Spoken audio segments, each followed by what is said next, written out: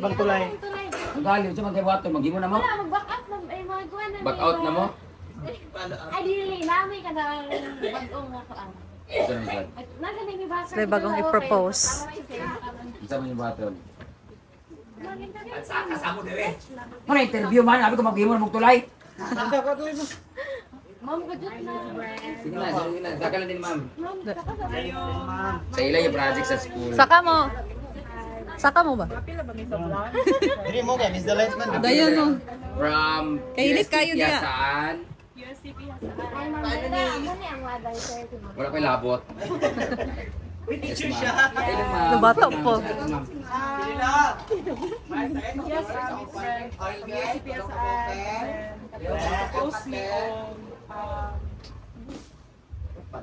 portable bridge para sa inyong problem din sa inyong farm. So, this is an initiative from the students itself. Of course, we have been watching your vlog since then.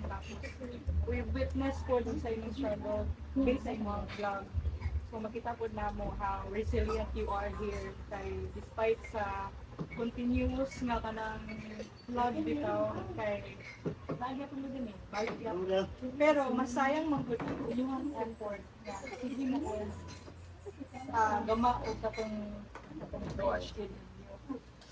So mo to siya among gi-base na problem kay sa USCP magud na extend me o assist sa community. So we are here, the students of USCP Asaan. Mga IT ni sila ma'am and gusto sila na na-appoint sila yung ma-contribute significantly sa community. So mo to siya.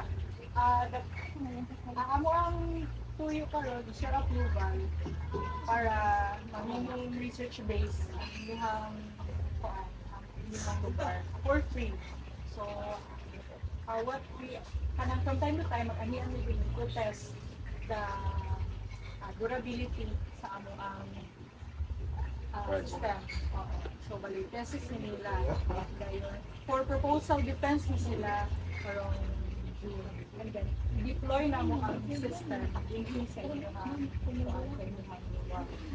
But what we can do for now is maghimo mi og laboratory scale prototype. So namin na po mas swimming pool. Dito sa mi mag-test. Dito sa nangutangan ana. Dayon na-identify bridge that will lift. Para di na ito masayang dito kay imong problem usually kay maalog na lang community. Maghimo na sa mga makakaw. Sige na maghimo ba. So why not create a portable bridge dito na sa mobile application ninyo, pinduton na lift na ang bridge para ma-preserve ang bridge at the same time safe po sa mga tao ninyo in case may mga gusto mag-stand of help sa tabo o linhi. So, ma-preserve rin po ang bridge. So, ang style niya is mo-lift siya. So, This is my right lip right here. Left yun. Hindi. alam ko seryoso na ito po. Pero yes, mo-lift siya. Balit, automatic among buwan. Pag mabasa sa tubig, usaka siya. O, diba? Na. Di ba? Na- More sensor. Yes, naay mga sensor. Balo siya. Kung mo nag-touchscreen, istorya mo yan na. Ikaw, ulay na ka, ma'am. Actually, nag-istorya mo yan. Salit lang. Na sila Ay, mag-apil-apil kay kami na istorya. Tapos, ma. So yes, Dili ba, balo siya. ikitundok mo diya. Kinuko. Yan, Lingkod sa mo. Upo kayo, Maria, Teresa. Ay, lure na, pe. Los Biminda. Si Los Biminda. Island naglingkod. Sana. Ay, wala pa din. So, ano siya, we're happy that we have extended our assistance to this community, especially meron nakita sa followers mo and then makita po sa inyong mga followers na despite lugar sa inyong kaagi diri sa problema sa flood din nasolusyonan siya with the help of our students from USCP. Dali, pag nandito nila, Tagalog na nila, outro. Dili man. Tulay. For deployment siya, so diya na gid sa iyo. Okay. But for now, among gusto ganyan kami partnership sa lain na course. Yes, city gyapon pero more on electrical. Kay sila gid ang mga mock gid bitaw o develop yun on site din sa inyo. Kaya nang ipapag mo ang ways na maka-request mo budget from the other government institution, but we all know na ang government karon medyo gibot pa man siya, no? Pero nangita lang ni yung private sector to finance materially, not financially, but kanang kasi maka-extend sila og ngayon yung mga materials para pagahimuon ang atong portable bridge. So this is our initial kuan kanang web siya, pero ang ihatag naman sa inyo is kanang mobile app.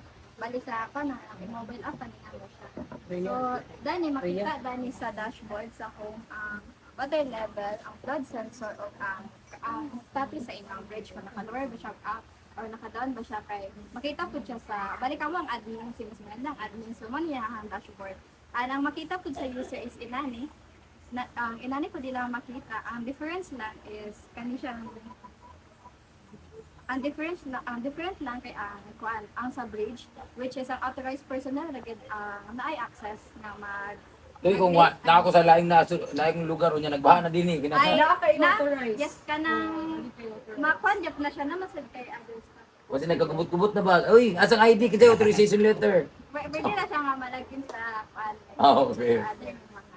So na din type of sensor dali makita nimo ang since daghan ang sensor na mo i-deploy kay from pinaka kuan naglayo pa then tayo ng deploy sa cellphone don karon tani so daghan gid ang sensor na magamit.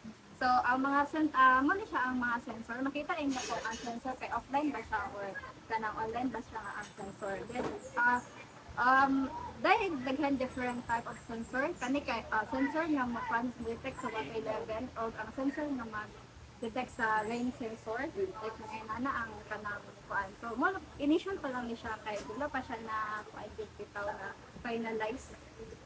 And makita po din dani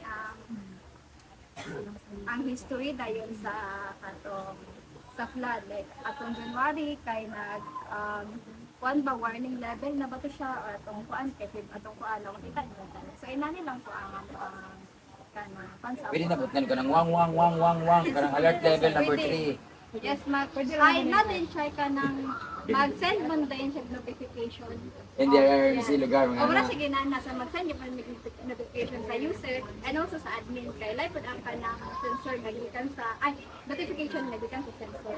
I-send niya sa mga application. Dabi ko malubat na siya. Pwede na siya sa kanang connected sa laptop. Like sa office gid siya.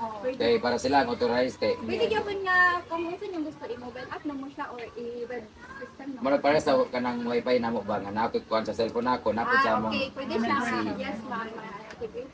But rather than that, kung in the absence of the technology na Okay, basig brown out ba? naaratay mahimo na kanang switch button dito gyud dapit sa Ang switch button ma'am bisag walay kuryente mo on siya. kanang amo ang panahon kay actually ang goal gid ani kay real time man so di ba maka forecast man gyud ang tutatanan na naay bagyo ana pero dili na to ma-determine ma-predict ang water level sa inyong suba diri. So for sure naay mga naay battery pa ana. Medyo kana pa may problema pa may anang sa battery na side kay pwede yung tanamo na bukngan na lang ko solar kay dato ang amo ang himuon na Source of energy. yes, Kaya ako na ko solar dili pero wala pa kay battery. Wala man ni problema kung may brown out dili kay. Ang problema na nako din pag brown out gid pag gabi wala gi kuryente kay okay. wala man ko naka battery nga kuan kay medyo mahal man sila ano karon nagtaas ang kuan nag times 3 gid yang kuan so eventually pag magka-kwarta magpalit mo ko battery so wala man na problema but if ever man di ko makapalit kay na may usahay man gud dinhi nga kanang hangin pa lang nangabugto nagkuan kuryente dinhi so wala na kuran pagtaas sa tubig di na mo ma-detect kay ano sa hangin pa lang wala kay tubig mawala naman may kuryente so depende man na siya so nagi say nga real time siya pero wala na kuryente ana nga time so di na gid ma-access so ang point pud nako base nun yang inyong gibutang nga tulay is maigo gid siya anytime, maigo gid siya sa tubig, kung mutaas gid siya. Kung dili siya ma-function, magubang tulay. Oh. Unlike sa among gagawa buhaton kay pag maigo siya sa tubig, buhana man siya.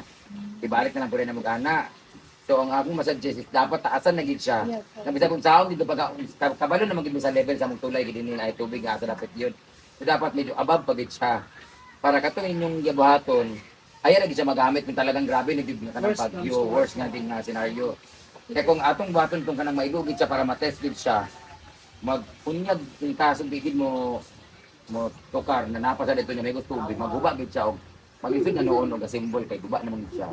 Dapat mas maganda yung taasan na gid siya level nga magamit ra gid siya og kung kailangan na gid ayo. Sige. Amo na siya i-consider no. Kay ingon man pud nila. Then based po sa nakita ko namin sa videos no na kanang higher level gid tayo. Sa ato pa kanang above gid aning mga bato-bato mo. Actually kanang nakita nimo nga hagdan dito man sa entrance. Oo. Di agad yung level ko tayo mataas pa gid siya ana. So kung nakakatunga sa tubig, nara mo na ni taman. Siguro kung dani mo ibutang ang kanang mutungtong kanang tulay na sa tao, di na siya maabot. Okay. Kani bitong host na pinaka-lower nga host, Oo. di na gitama ng tubig mo, lambar gid siya. So dapat medyo above lang ana, di na gid may problema. In unta lang dadto na taman kay man takapalo Sige sa lang, kanin. nagpa-design po me sa architect dito sa sila. Mana siya design yun na bridge. Nakita siya ka, less lang yun siya.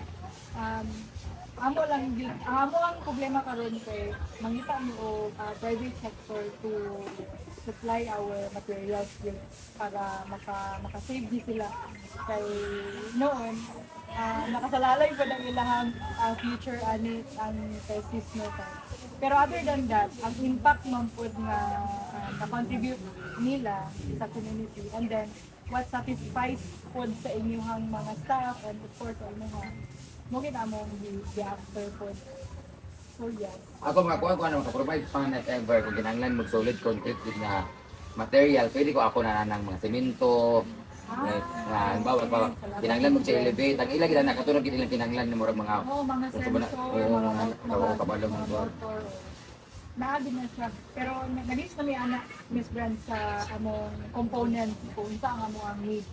Ang amo lang ani maghatag lang mi sa mga private sector din. Ako rin problema ng mga material ng mga bato, Oh, mga thank you kayo. semento, buhangin, mga material for cement o pag-elevate, wala problema. So, thank you, Miss Brand. No? Pero tiga, pailan mo sa ako sa Spark ha. Sure. Wala pa ba ko? Wala may pangalan good. Ay, pwede na. Ay, per mind naman. Pumirma na si Madam.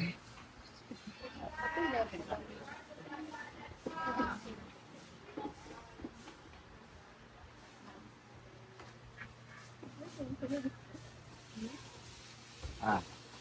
Kamu. Tanana na ito lang gusto. Kamu man itong ibaan ni Spark di ay. Nag-chat sa ako.